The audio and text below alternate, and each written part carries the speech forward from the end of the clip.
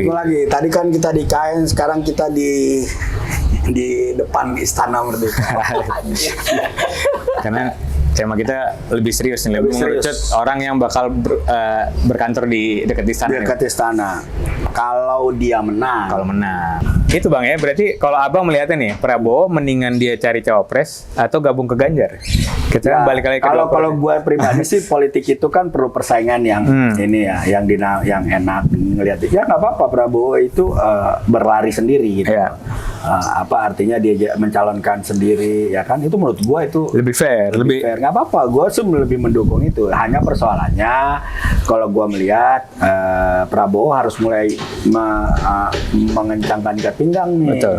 Mengencangkan ikat kepala juga, nggak hanya cuma bicara yel persatuan sama gini-gini doang kan. Ya, bisa tuh. Karena kerja politik tuh di bawah jalan, ya kan. Dan kesalahan dia sekarang mungkin yang masih banyak dikritik, dia masih elit banget. Iya. Ketemu influencer lah, ketemu ini, nggak mau turun gitu loh. Tapi menurut gua itu akhirnya disyukuri sama Anies sama iyalah pasti lah. Sama Ganjar. Namun ya artinya kan tapi itu kan soal kepribadian diri, Bos. Iya. Kalau lu paksakan orang yang biasa di atas panggung turun ke bawah, kadang-kadang malah canggung dan nggak ngerti mesti ngapain. Dan nggak masuk juga ya? Nggak masuk juga. Tapi kalau orang udah terbiasa di grassroots, misalnya kayak Ganjar, kalau Anies gue nggak terlalu paham, tapi kalau Caimin itu dengan biasa. kemampuan dia bertahan 20 tahun, gue yakin dia punya experience bergaul sampai level bawah gitu, berdialog sampai kiai kampung, sehingga gue melihat bahwa Caimin lebih apa ya bahasanya, lebih gesit lah, lebih merakyat, ya. Basah itu lidahnya. Iya. Kan licin terus kan. Jadi di pemanggilan KPK juga licin aja dia gitu. Artinya kan, nah Ganjar juga gua ngelihatnya mungkin ya Ganjar ya bisa sama mirip Jokowi untuk bicara ke bawahnya ya. Karena dia mau bahasanya bahasa jalanan lah, bukan bahasa jalanan, bahasa rakyat lah kan. Kalau Pak Prabowo sama Anies lebih ini ya.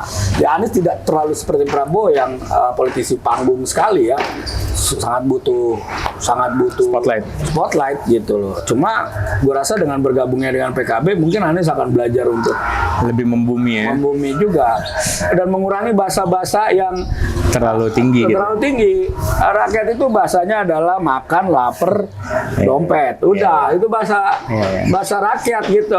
Jangan ketika orang lapar dikasih buku gitu, satu buku, bacaan buku. Jebakan utang misalnya kan yang dibaca gitu kan. Gitu. Nah, itu sebenarnya Caimin akan hadir mengimbangi menjawab di situ. Ini akan mulai nih.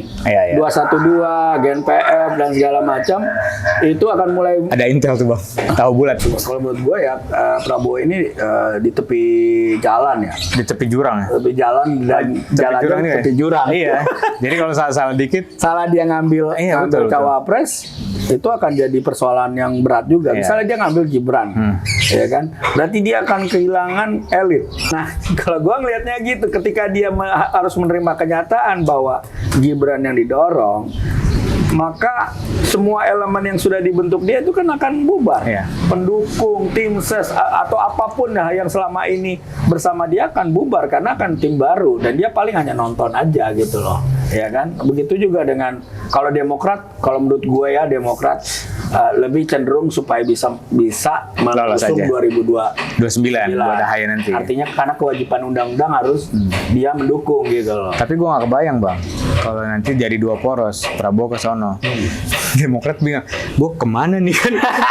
Iya dong ya kan. Tapi kalau Prabowo jadi cawapresnya Ganjar, sebenarnya pintu silaturahmi AHY ke dukung Ganjar itu sudah terbuka kan? Karena dibuka sama Puan kemarin. Karena sudah ada ya kita melihat Puan sudah naik ke level yang sangat tinggi ya, makom politiknya gue lihat makom politik Puan tuh udah sangat tinggi karena dia mampu membaca situasi politiknya dan menjawab situasi politik yang paling genting pun dengan menjawab dengan santai dan enteng. Ya beberapa kali kan dia situasi politik di PDIP itu sangat tinggi tensinya, tapi dia mampu menjawabnya dengan sangat enteng. Ini hebat ini. Jadi Taufik Kemas the next benar-benar melanjutkan Taufik Kemas legasinya manggil Bang apa TK ya? Bang TK ya. Jadi gua ngeliat kayak kemarin ketika kita agak geser dikit kemarin ketika Kaisang jadi ketua PSI dengan sangat elegan dia ngomong, Selamat ya katanya. selamat, silakanlah bergabung kami dengan Ganjar. Ya kan? Itu makom politiknya gue pikir udah tinggi gitu ya. Kayaknya kiai politik ada di sampingnya. Di sampingnya beliau ini yang bisa menjawab dengan bahasa-bahasa rakyat gitu. Betul. Nah, Jadi berarti gitu ya. Jadi kita kalau- tunggu nih ya, Oktober nanti jadi- yang daftar. Daftar siapa gitu. Kalau Prabowo jadi wakilnya, walaupun gue nggak berharap ya. Gue melihatnya Kita berarti tiga pasangan sih ya. Jadi karena lebih kalem juga kalem pemilu, juga, Bang. polarisasi juga Iya, nggak nggak- terlalu iya. kental. Karena agak susah juga ketika bicara polarisasi nanti 2 putaran, karena ada PKB di sana. Iya. Sementara kan kalau bicara penjaga bait-bait NKRI kita selalu bicara NU kan. Iya. Nah gitu. Sementara kader-kader PKB kebanyakan juga dari NU. Jadi gitu sih.